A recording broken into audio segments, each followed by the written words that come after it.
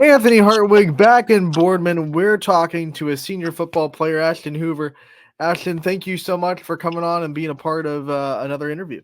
Hey, Anthony. Sorry, my bad. Can we start again? Because we have announcements going right now. Yep. Well, Sorry. we'll just. I have to keep it recording, so we'll just. What I'll Oh, do is, so I know when I'm editing it, I'm gonna take okay. Ashton down real quick, and then when Okay. you're ready, I'll just come back up. Like, Sorry, yeah, it's just so loud here. you're good. That way I know. Okay, we should be good now. All Sorry. right. So we'll just start from the top. All right. Anthony Hartwig here with Ashton Hoover from the Boardman football team. And man, you are a senior buddy. What's it like to kind of come into senior year knowing that it's your last go around and last time to put on that jersey? I mean, it's definitely kind of weird. It's a weird feeling, man. I really don't feel like I'm a senior, but at the end of the day, yeah, I'm a senior and only got a couple more games left. So I mean, I've been telling myself, yeah, you got to leave it all out there because it's the last year, man. It's all you get. This year, I feel like the senior class, especially at Boardman, has kind of put their foot in the ground on this football team and said, "We're going to go out with a turnaround of this program." I mean, we look at what you guys have been doing, and it's just been a phenomenal kind of 360 from. I should say 180 because 360 would put you right back where you were. A phenomenal 180. When you look inside the locker room, what have been some of the keys to the rejuvenated Boardman program this year? I mean, I feel like it all started with like last year. You know, last year wasn't a great year for us, and we returned a lot of the same players. And I mean, I just think over the off season, we those struggles last year have caused us to grow together. And we know that, like, yeah, we don't deserve to be 1-9. We knew we had a lot of potential out, and I think we all recognize that as a whole, and that allows us, like in the locker room this year, to be really tight, and we know our expectations, and we know we can push ourselves, and we're never gonna like be upset at each other for that, and we know that at the end of the day, this is our last year together. We have a lot of seniors, and we're just gonna try and make the best of it. When you go back to the Kinston game, I think it was week one. We know what Kinston was able to do with you guys last year. You're down in that game and you make this comeback victory. You get all the momentum. And what kind of momentum did that give you for the rest of the season? I mean, did that let you guys all buy into everything you were doing in the offseason, the fact that you went and you beat Kinston in a comeback fashion? Yeah, I mean, for me especially, and I feel like I'm speaking of this like the whole team. Like it really opened our eyes because last year I know our 1-9. We worked really hard though, and everything just didn't work out, and it just felt like, man, we're putting in all this work for what? And this year we continued to work hard, and I mean, once we finally won that such a big game, because I mean, Kenston's not like a normal opponent; they're a good team, and seeing that we finally could play and beat a good team, it really opened our eyes. Like, wow, we could really do something this year, and this is something that we could really make happen as a big senior group. So far, you've only lost one game at home this year. What is this home field advantage? What makes you guys so comfortable in the friendly confines of Boardman Stadium? I don't know. I mean, the fans were definitely great.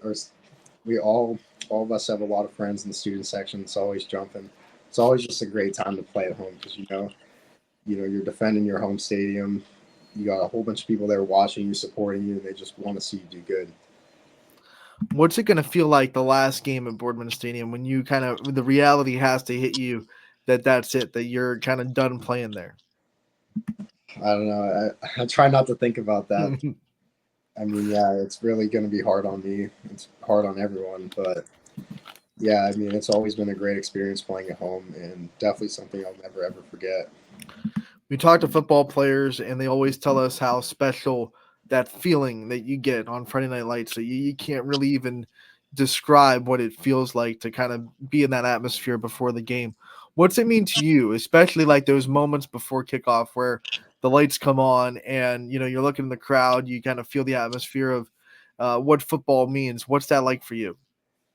I mean, it's such a unique feeling because I mean, I'm a multi-sport athlete, and there's nothing like it. Like football, there's something for football, that pregame thing, where you never ever feel that way outside of the sport. I mean, yeah, you got the nerves going, you're excited. It's just a whole combination of feelings that make you feel like a different type of way, and it's something that is unique to the sport and something that I personally enjoy and helps my experience with the game and just why I play football. It's just such a great feeling.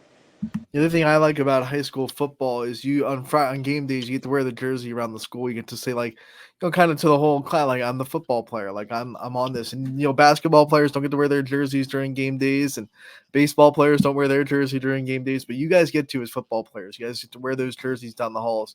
What's that kind of like during Friday game days where you get to kind of represent the school and the team during the day? I mean, it's a great thing. I mean, walking through the halls, you got people telling you good luck, and like throughout the day that like as a school as a whole is supporting you and they want you to succeed.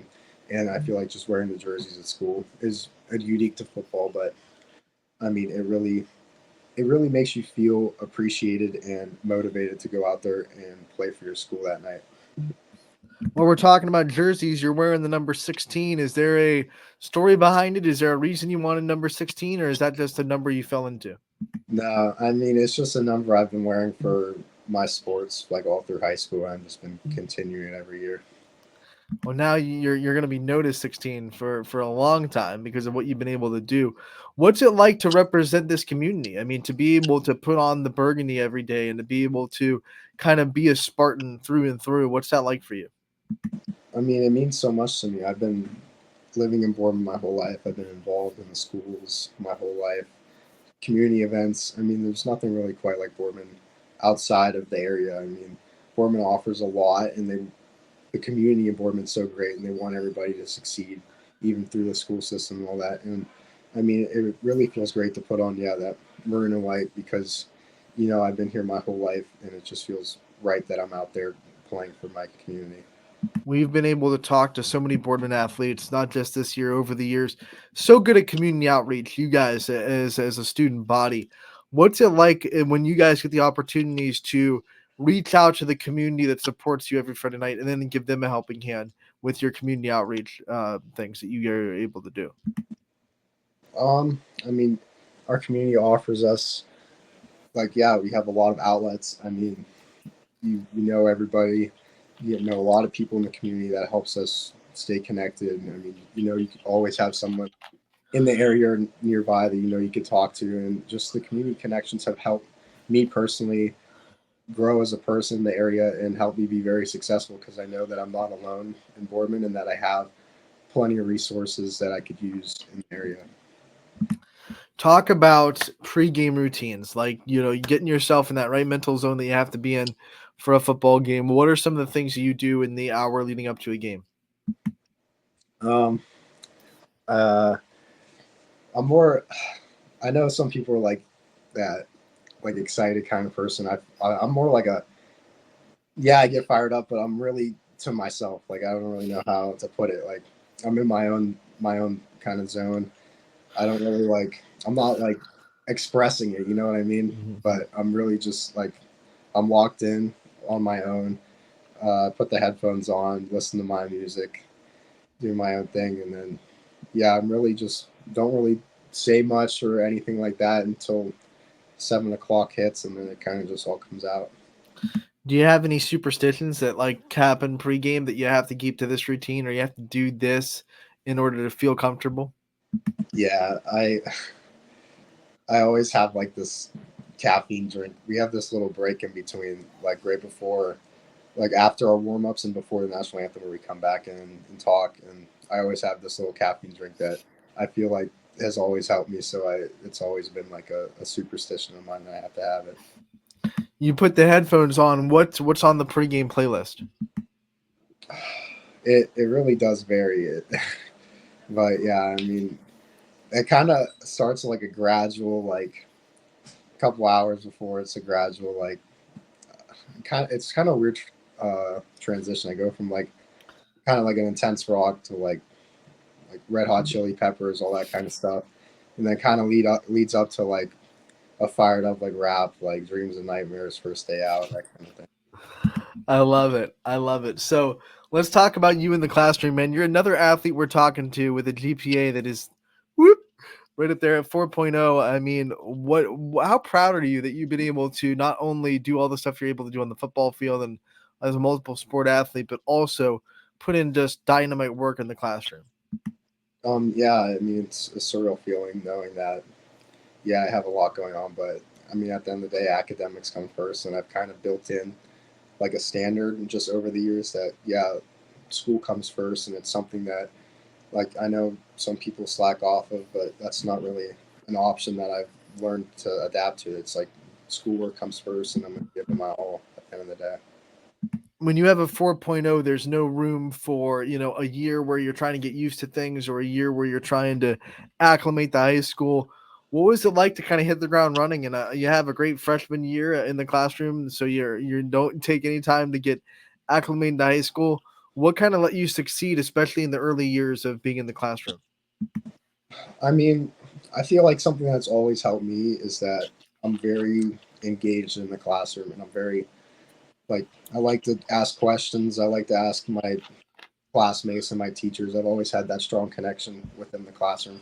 And I mean, yeah, it was kind of hard coming to high school because, you're nervous and all that, but that's always been one of my features, that I'm always ready to learn. And I feel like that's always helped me be a successful student. And that helped me as a freshman and a sophomore, where, like, you're supposed, most sophomores and freshmen are quiet in that, but that's not really me. I'm always ready to learn. When you talk about strong connections to the teachers, are there ones that pop out to your mind that you think have really been staples and helped you along the journey to get that 4.0? Yeah, for sure. I mean, I had Mrs. Berkey. She's my chemistry teacher. I had her for chemistry, and then the next year I took AP chemistry. And I mean, the thing that set her apart is that, yeah, she's a teacher. She taught us the stuff, but she wanted us individually to be successful, and she was interested in what we wanted. And it was bigger than just learning in the classroom. It was more about growing as a person and becoming, like, ready for the real world at the end of the day. That 4.0 is going to open up a lot of doors for you. What are some plans after high school that you want to go and try to achieve? Yeah, I'm definitely looking into college. Nothing yet. I'm looking to stay in the area though. Stay in Ohio, go to a state school. I'm looking at majoring in nursing, and most likely going on to a graduate level type of nursing. Do you have kind of a dream school, or is it just kind of you've narrowed the list down to a couple and that's the couple that you've decided? I don't really have a dream school, but right now I'm down to like Ohio State, YSU, and Kent State are like my top three right now. What drove you to want to go into a nursing program and to pursue that career path? I mean, it's something that I've been set on for a while now. I mean, it's just who I am. I have always put others before myself, and I like seeing others being happy, and it just fits me perfectly. It's something I've always wanted to do, and I mean, it felt like I've always been destined. I mean, it's kind of weird because I feel like nursing isn't like a strong choice for males, but I mean, that's nothing that's really stopped me from pursuing putting others first in my. I want to talk about that, putting others first. And we when we hear from the great leaders in sports, whether it be in the professional level, the college level, or even when we talk to high school athletes in the area that are just tremendous leaders, they all talk about how you have to serve to know how to lead. How much do you think being that kind of person that puts others ahead of them and to always kind of be that servant leader, how much does that help you lead this team as a senior? Oh my gosh, it helps me tremendously because, at the end of the day, like, we're a team, and that helps me. Like, I know I could trust my teammates, and they could trust me. I'm always there to help them. They know I always have answers for any mess ups that they got, and I feel like that's really helped me become a strong leader on this team. Is that I know my teammates can trust me, and that I can give them answers and stuff like that, and that, yeah, that they know that I'm willing to put them before me, serving before leading, and then, yeah, I mean, just it's helped us as a team. Ashton, we like to end these player profiles by letting the athlete take the limelight off themselves for a minute and shining on the people in their life that support them, that are there for them. So I want to give you the time to give out your thank yous and your shout outs to the people in your life that you think really deserve it. Well, I mean, I like to thank my parents. They've been here the whole time. Thank my grandparents. teachers, classmates, and of course, thank God. All right, Ashton, we want to thank you so much for taking the time to join us today to talk about your senior season. We appreciate it. We wish you the best of luck the rest of the way, and we can't wait to talk to you again real soon. Sounds good. Thank you for having me.